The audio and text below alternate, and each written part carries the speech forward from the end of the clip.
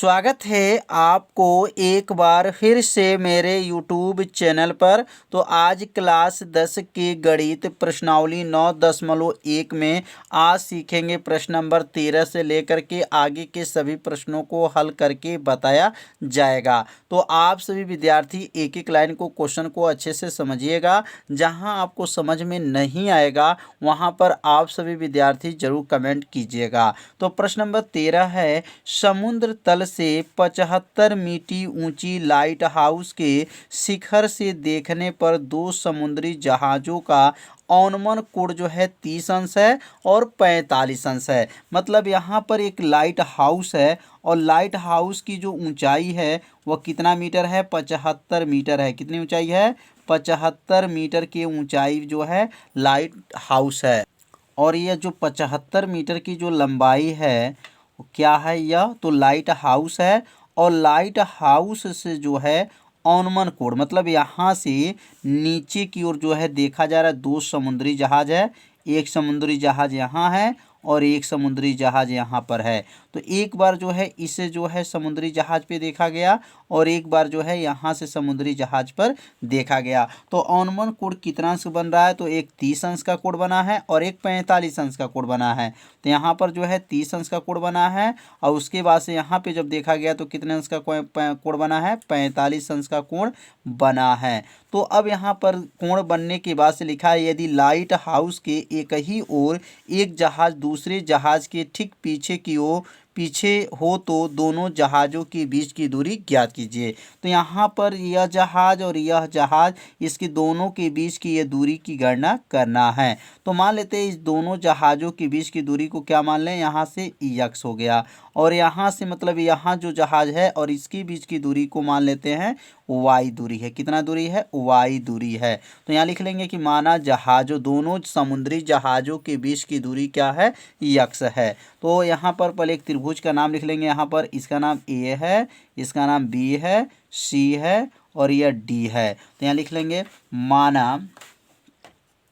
माना दोनों समुद्री जहाज, माना दोनों समुद्री जहाज़ों के बीच की दूरी, माना दोनों समुद्री जहाज़ों के बीच की दूरी, जहाज़ों के बीच दूरी क्या है? दोनों समुद्री जहाज़ों के बीच की दूरी क्या मान लिए? x है। तो इसको x मान लिया गया। अब यहाँ पे पहले जो है यह छोटा वाला त्रिभुज का प्रयोग करेंगे, उसके बाद से जो है बड़े त्रिभुज का प्रयोग करेंगे। तो यहाँ लिख लेंगे माना, यहाँ पर त्रिभुज लिख लेंगे। अब त्रिभुज का नाम क्या है? ABC। क्या लिखेंगे? ABC में, त्रिभुज ABC में। अब यहाँ लिखेंगे tan थीटा का सूत्र होता है, tan थीटा बराबर होता है लंब बटा आधार। लंब बटा क्या है? आधार होता है। अब यहाँ लिखेंगे tan थीटा के सामने क्या रखेंगे? यहाँ पर थीटा कितना है? 45 अंश का कोण बन रहा है। लंब कितना है? तो 75 है और आधार कितना है? तो y है। तो समझ में आ गया होगा कि यहाँ पर tan कितने अंश का कोण बना है? 45 अंश का कोण बना है और लंब कितना है? तो 75 है और इसमें यहाँ से यहाँ तक आधार क्या है? y है। tan 45 अंश का मान क्या होता है? 1 होता है, बराबर क्या हो गया? 75 बटा क्या हो जाएगा? y हो जाएगा। अब यहाँ से इसमें क्या करेंगे? गुणा कर लेंगे। y में 1 का गुणा करेंगे तो क्या बनेगा? y बराबर हो जाएगा और यहाँ लिख लेंगे क्या हो जाएगा? 75 हो जाएगा। तो y का मान कितना आ गया? इसमें y का मान जो है 75 आ गया। तो यहाँ y की गणना नहीं करना है, लेकिन y का मान जब निकलेगा तभी जा करके x का मान निकलेगा। तो इसलिए इसमें y का मान आप लोग याद रखिएगा कितना आ गया है? 75 जो है मीटर आ गया है। इसको समीकरण नंबर जो है 1 मान लेंगे, क्योंकि इसमें केवल जो है जहाज़ों के बीच की दूरी प्रश्न में पूछा जा रहा है। अगला जो इसमें त्रिभुज बनेगा, इसमें त्रिभुज, बड़े त्रिभुज का नाम क्या हो जाएगा? तो बड़े त्रिभुज का नाम होगा B। यहाँ लिख लेंगे BCD। तो क्या लिखेंगे? त्रिभुज का नाम है BCD में।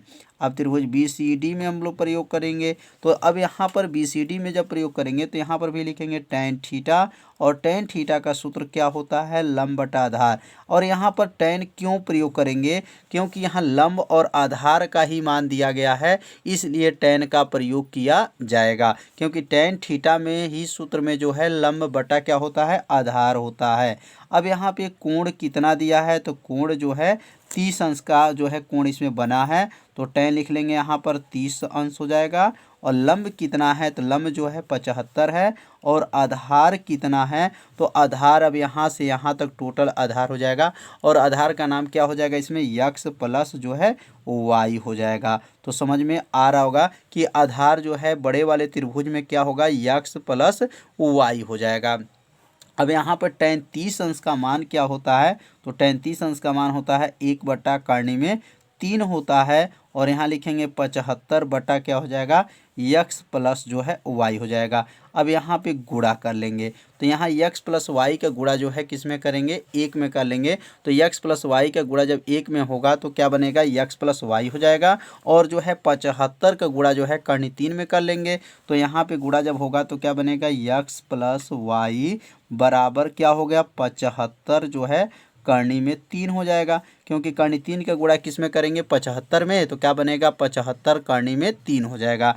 तो अब यहाँ पर जो है y का मान जो है समीकरण 1 में जो है निकल चुका है। समीकरण 1 में देख लीजिए y का मान क्या है, y का मान जो है 75 है। तो अब यहाँ y का मान जो है यहाँ पे रख लेंगे, यहाँ लिख लेंगे y का मान रखने पर, किसका मान, y का मान रखने पर। अब यहाँ पर जो है y का मान को इसमें रख लेंगे, तो y का मान यहाँ रखने पर लिख लेंगे और y का मान इसमें रखेंगे, तो क्या बनेगा, यक्स प्लस y का मान क्या है, 75 है, बराबर है 75 कर्णी में 3 है। अब ये 75 जो प्लस है, अगर इसको पक्षांतर कर दें तो क्या बनेगा, माइनस हो जाएगा। तो यक्स बराबर जो है 75 कर्णी में जो है 3 माइनस जो है 75 हो जाएगा। तो ये प्लस 75 को क्या करेंगे, पक्षांतर कर देंगे तो क्या हो जाएगा, माइनस हो जाएगा। अब इसमें से ध्यान दीजिए, इसमें से कामन क्या ले सकते हैं, तो यक्स बराबर जो है इसमें 75 कामन ले लेंगे तो क्या बचेगा, कर्णी में 3 हो जाएगा, माइनस हो जाएगा, और 75 बाहर हो गया तो क्या बचेगा, 1 बचेगा। तो यह जो मान निकल गया, दोनों जहाज़ों के बीच की दूरी निकल गया। तो यहाँ लिख लेंगे, या जो मान निकला है क्या है, दोनों जहाज़ों की बीच की दूरी है। तो यहाँ लिख लेंगे अतः, तो समझ में आ रहा होगा कैसे इसको हल किया जा रहा है। तो लिख लेंगे अतः दोनों जहाज़ों के बीच की दूरी, दोनों जहाज़ों के बीच की दूरी, जहाज़ों के बीच दूरी, तो दोनों जहाज़ों के बीच की दूरी को क्या माना गया था, यक्स माना गया था। तो यहाँ पर लिख लेंगे यक्स बराबर कितना गया, 75 कोष्टक में कर्णी में 3 माइनस 1। तो यह मान जो आ गया यही इसका क्या हो जाएगा, आंसर हो जाएगा। तो समझ में आ गया होगा कैसे इसको हल किया गया। तो आप सभी विद्यार्थी से अपने कॉपी में जब नोट करेंगे तो आपको अच्छे से समझ में आ जाएगा। तो अब सीखेंगे प्रश्न नंबर 14। प्रश्न नंबर 14 है, 1.2 मीटर लंबी एक लड़की भूमि से 88.2 मीटर के ऊंचाई पर एक क्षैतिज रेखा में हवा में उड़ रहे गुब्बारों को देखती है। मतलब एक जो लड़की है उसकी लंबाई कितनी है, 1.2 मीटर की एक लड़की है, और वह क्या है कि जो है भूमि से वह 88.2 मीटर के ऊंचाई पर एक क्षैतिज रेखा में हवा में उड़ रहे क्या करती है, गुब्बारों को देखती है। तो जो चित्र जो है आप लोग को किताब में बना भी है, तो चित्र को देखते रहिए। और जो है यहाँ पर एक चित्र को बनाया भी जाएगा कि यहाँ से एक गुब्बारा है और यह ज़मीन से जो देखी है कितनी ऊंचाई पर, 88.2 जो है मीटर की ऊंचाई पर यहाँ पर एक गुब्बारा उड़ रहा है। और यहाँ से भी देखा जाए तो यहाँ से भी जो है इसकी ऊंचाई जो है 88 मीटर है। कितने मीटर है, 88 मीटर है। और क्वेश्चन में क्या लिखा है, किसी भी क्षण लड़की की आंख से गुब्बारे का उन्नयन कोण क्या था, 60 अंश है। तो पहला जो उन्नयन कोण बना था, जैसे मान लीजिए यहाँ गुब्बारा है और ये गुब्बारा उड़ते हुए धीरे धीरे धीरे धीरे धीरे धीरे यहाँ तक चला जाए, तो यहाँ से जब यह इसका उन्नयन कोण मतलब ये जो लड़की है वह ज़मीन से जब देखी है तो कितने अंश का कोण बना है, 60 अंश का कोण बना है। तो यहाँ 60 अंश का यहाँ पे कोण बना है। समझ में आ रहा होगा, 60 अंश का मतलब एक जब इस गुब्बारे पे देखी तो 60 अंश का कोण बना है। है। अब ये गुब्बारा जब उड़ते हुए जब आगे की तरफ बढ़ा तो यहाँ से इसका उन्नयन कोण क्या हो गया, कुछ समय बाद उन्नयन कोण घटकर कितना हो गया, 30 अंश हो जाता है। देखिए आकृति में, तो आकृति में भी देख लीजिए 60 अंश के बाद से कितने अंश का हो जा रहा है, 30 अंश का कोण बन रहा है। अब यहाँ पर जो कोण बना है यह कितने अंश का कोण बना है, 30 अंश का जो है यह कोण बना है। तो समझ में आ गया होगा कि 30 अंश का कोण जो बना है। और यह जो लड़की है वह कितनी ऊंचाई की है, तो यहाँ से यहाँ तक एक लड़की है और इसकी ऊंचाई जो है 1.2 है। कितनी है, 1.2, यहाँ लिख लेंगे 1.2 मीटर की एक लड़की है यहाँ से। और यहाँ से भी एक लड़की, यहाँ की इसकी टोटल, यहाँ नीचे भी देखेंगे ज़मीन के तल से जो है यहाँ पर जो है लड़की की लंबाई लिख लेंगे 1.2 मीटर है। मतलब यहाँ पर भी होगा, यहाँ हर एक बिंदु पे जो है यहाँ से लेकर के यहाँ तक के जो लड़की जो नीचे यहाँ से जो ज़मीन से नापा जाएगा यहाँ से, तो 1.5 मीटर है, नहीं 1.2 मीटर और 1.2 मीटर है। और ये भूमि से जो है ये जो पतंग उड़ रहा है, गुब्बारा उड़ रहा है, कितनी ऊंचाई से उड़ रहा है, तो ये ऊंचाई जो है टोटल जो है 88.2 मीटर के ऊंचाई से जो है यह गुब्बारा उड़ रहा है। अब यहाँ पर जो है 88.2 मीटर में से जो लड़की 1.2 मीटर की है, तो ये 88 में से जब 1.2 मीटर निकल जाएगा तो यहाँ से जो है इसकी ऊंचाई जो होगी 87, क्या हो जाएगा, 87 सेमी हो जाएगी। 87 ये क्या है, मीटर है, क्या है, 87 मीटर हो जाएगा। सेमी में नहीं दिया गया, मीटर में दिया गया। तो यह जो है 87 मीटर हो गया और 1.2 मीटर, इसको जोड़ लेंगे तो टोटल कितना हो जाएगा, 88.2 मीटर है। तो लिखा है इस दौरान गुब्बारे द्वारा तय की गई दूरी, मतलब यहाँ से जो है यहाँ तक गुब्बारा जो आया तो इसके बीच की दूरी यह पूछा जा रहा है कितनी इसकी बीच की दूरी है। तो मान लेते हैं इसकी बीच की दूरी जो है यहाँ से तक जो है x मान लेते हैं और यहाँ से इसकी बीच की दूरी को क्या मान लें, y मान लेते हैं। क्या मान लेंगे, y मान लेंगे। तो लिख लेंगे कि माना जो है दोनों गुब्बारे, यहाँ जो गुब्बारे लगे हैं उड़ते हुए और यहाँ पे गुब्बारे जो है आ रहा है, तो ये कितनी दूरी तय करेगी। तो मान लेंगे इसकी दूरी क्या तय करेगी, x दूरी तय करेगी। तो यहाँ लिख लेंगे माना गुब्बारे, माना क्या लिख लेंगे, गुब्बारे के बीच की दूरी, गुब्बारे के बीच की दूरी, तो बीच दूरी क्या हो जाएगा, इसकी बीच की दूरी जो है x है। कितनी है, x है। तो अब यहाँ पर देखेंगे, अब यहाँ से अगर छोटे त्रिभुज की बात करते हैं तो ये छोटे त्रिभुज में जो कोण बना है वह 60 अंश का कोण बन रहा है। और बड़े वाले त्रिभुज में देखेंगे तो यह जो है 30 अंश का कोण बन रहा है। तो यहाँ लिखेंगे, त्रिभुज का नाम लिखना चाहे तो यहाँ नाम लिख लेंगे। त्रिभुज का नाम हो जाएगा, इसका नाम A है, इसका नाम B है और इसका नाम C है, इसका नाम D है और इसका नाम क्या है, E है। तो अब यहाँ पर जो है त्रिभुज का नाम लिख लेंगे। यहाँ पर त्रिभुज जो है क्या है, ABC में, मतलब ये छोटे त्रिभुज में हम लोग प्रयोग करेंगे पहले। तो त्रिभुज, छोटे त्रिभुज का नाम क्या है, ABC है। अब इसमें tan थीटा का सूत्र क्या होता है, तो tan थीटा का सूत्र जो होता है वह लंब बटा क्या होता है, आधार होता है। क्या होता है, लंब बटा आधार। सूत्र आप लोग को याद भी हो गया होगा कि tan का सूत्र क्या होता है, लंब बटा आधार। अब यहाँ देखेंगे कोण कितने अंश का बन रहा है, तो यहाँ पे कोण जो है छोटे त्रिभुज में देखिएगा तो 60 अंश का कोण बन रहा है। और आकृति देख लिए, लिखा है देखिए आकृति, मतलब चित्र में जो है आप लोग देख लीजिएगा कि इसमें कोण कितने अंश का बन रहा है। तो 60 अंश का कोण बन रहा है, तो इसलिए लिखेंगे यहाँ पर tan और थीटा की जगह पे क्या लिखेंगे, 60 अंश लिख लेंगे। और लंब देखेंगे, अब यहाँ से यहाँ तक जो लंब जो है 87 है, तो यहाँ से यहाँ भी जो है लंब कितना रहेगा, 87 मीटर ही रहेगा। तो यहाँ 87 लिख लेंगे। और आधार इसमें क्या है, तो आधार जो है y है। क्या है, y है। अब यहाँ पर tan 60 अंश का मान कितना होता है, तो करनी में 3 होता है, बराबर हो जाएगा 87 बटा जो है y हो जाएगा। तो समझ में आ रहा होगा, एक एक लाइन जो है आप सभी विद्यार्थी अच्छे से समझिएगा। अब यहाँ y को ऊपर कर देंगे, करनी 3 को नीचे कर देंगे, तो y बराबर क्या हो जाएगा, 87 बटा जो है करनी में 3 हो जाएगा। और यह बन जाएगा समीकरण नंबर 1 हो जाएगा। तो समझ में आ गया होगा कि ये किसका मान निकल गया, y का मान जो है निकल गया।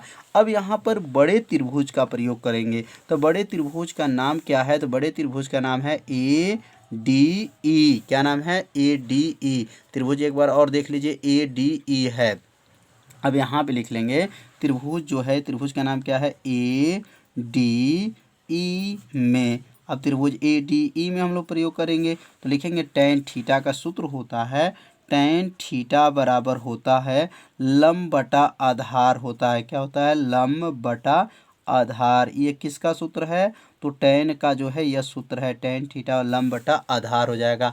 अब यहाँ थीटा मतलब कितने अंश का कोण बन रहा है, तो यहाँ देखेंगे कोण जो है 60 अंश का कोण बन रहा है। लंब कितना है, तो लंब देखेंगे क्या है, चित्र में देख लीजिए लंब कितना है, तो लंब जो है क्या है 87 है। लंब क्या है 87 है। और जो है आधार जो है यहाँ से यहाँ तक आधार जो है टोटल x प्लस वाई है। क्या है? x प्लस वाई है। तो अब लिख लेंगे यहाँ tan जो है 60 अंश हो गया और जो है लंब कितना है 87 है और आधार क्या है x प्लस वाई है। tan 60 अंश का मान कितना होता है, तो tan 60 अंश का मान जो है कर्ण में, अब यहाँ ध्यान दीजिए थोड़ा सा मिस्टेक हो गया, यहाँ कोण जो है 30 अंश रखिएगा। क्या रखेंगे? 30 अंश, क्योंकि छोटा त्रिभुज में 60 अंश था और बड़ा त्रिभुज में कितना अंश है 30 अंश है। और 30 अंश का मान क्या होता है 1 बटा जो है कर्णी में 3 होता है, बराबर हो जाएगा 87 बटा जो है x प्लस वाई हो जाएगा। अब इसमें गुणा कर लेंगे। अब x प्लस वाई के गुणा जब 1 में करेंगे तो क्या बनेगा x प्लस वाई हो जाएगा, बराबर क्या हो जाएगा 87 हो जाएगा। तो समझ में आ रहा होगा। अब इसको समीकरण नंबर जो है इसको 2 मान लेंगे। अब ये जो है इसका गुणा कर्णी 3 का गुणा 87 में करेंगे तो कर्णी में क्या हो जाएगा, कर्णी यहाँ 87 कर्णी में 3 होगा। क्या होगा 87 कर्णी में 3, समीकरण अब इसको 2 मान लेंगे। और x प्लस वाई का गुणा 1 में किए हैं तो क्या बना है x प्लस वाई हो जाएगा। तो समीकरण 2 में और समीकरण 1 को ध्यान से देख लीजिए। समीकरण 1 में किसका मान निकला है, y का मान निकला है। और अगर यहाँ y का मान रख लिया जाए तो किसका मान निकल जाएगा, x का मान निकल जाएगा। तो यहाँ लिखेंगे y का मान रखने पर, किसका मान, y का मान रखने पर, तो लिख लेंगे यहाँ y का मान रखने पर। तो y का मान कितना है, तो y का मान जो है 87 बटा कर्णी में 3 है। तो अब यहाँ पे जो है y का मान रखा जाएगा। तो y का मान क्या है x प्लस वाई बराबर क्या था 87 जो है 87 करनी में जो है 3 है। तो अब यहाँ पर जो है ऊपर इसको लिख लेंगे यहाँ पर। अब यहाँ मान रखेंगे x प्लस वाई बराबर क्या था 87 जो है करनी में 3 था। अब यहाँ पर जो है x लिख लेंगे प्लस y का मान कितना निकला है, तो y का मान जो है यहाँ देखिए 87 बटा करनी में 3 है। तो यहाँ लिखेंगे 87 बटा करनी में 3 हो जाएगा, बराबर हो जाएगा। और यहाँ लिखेंगे 87 करनी में 3 हो जाएगा और ये प्लस है पक्षांतर कर देंगे तो क्या बनेगा माइनस हो जाएगा। तो लिखेंगे 87 करनी में 3 माइनस 87 बटा करनी में 3 हो जाएगा। तो अब x बराबर क्या होगा, तो अब x बराबर जो है, अब ध्यान से देखेंगे दोनों में कॉमन क्या दिखाई दे रहा है, तो ये दोनों में जो है 87 जो है कॉमन दिखाई दे रहा है। तो इसमें से 87 जब बाहर कर लेंगे तो बचेगा क्या, करनी में 3 बचेगा, माइनस 1 बटा जो है करनी में 3 हो जाएगा। तो समझ में आ रहा होगा कैसे इसको हल किया जा रहा है। x बराबर जो है अब यहाँ लिखेंगे 87 हो जाएगा और इसका गुणा करेंगे, करनी 3 का गुणा जब करनी 3 में करेंगे तो करनी 3 का गुणा होगा तो करनी में 9 और करनी 9 का मान क्या होता है, तो 3 होता है। तो यहाँ लिख लेंगे 3 माइनस 1 बटा में जो है करनी में क्या होगा 3 हो जाएगा। तो अब अगला लाइन बनेगा यहाँ पर x बराबर जो है 87 गुणे 3 में से घटा देंगे तो क्या आएगा 2 बटा जो है करनी में जो है 3 हो जाएगा। तो समझ में आ गया होगा कैसे इसको हल किया जा रहा है। अब 87 में जब 2 का गुणा करेंगे तो 87 में जब 2 का गुणा करेंगे तो 100 क्या हो जाएगा 74 हो जाएगा। क्या हो जाएगा 174 हो जाएगा। और यहाँ पे जो है करनी 3 से जो है ऊपर नीचे क्या करेंगे गुणा कर लेंगे। यहाँ पे जो है करनी 3 ऊपर और करनी 3 नीचे, इसका क्या करेंगे गुणा करेंगे। तो इसको कहते हैं परिमेयकारी गुणा। क्या कहते हैं परिमेयकारी गुणक हो जाएगा। तो अब यहाँ x बराबर क्या हो जाएगा 174 और करनी में क्या था 3 है बटा है और करनी 3 मिल करके क्या होगा 3 हो जाएगा। अब 3 से जो है 174 को क्या करेंगे काट देंगे।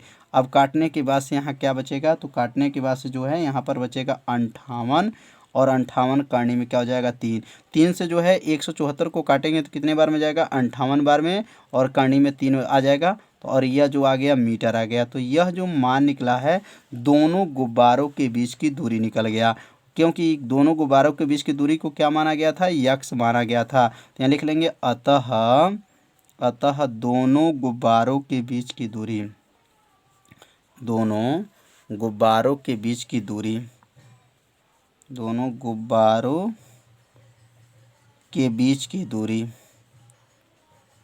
बीच दूरी कितना आ गया? तो यहाँ दूरी जो आ गया 58, क्या आया है? 58 करनी में 3 मीटर आ गया है।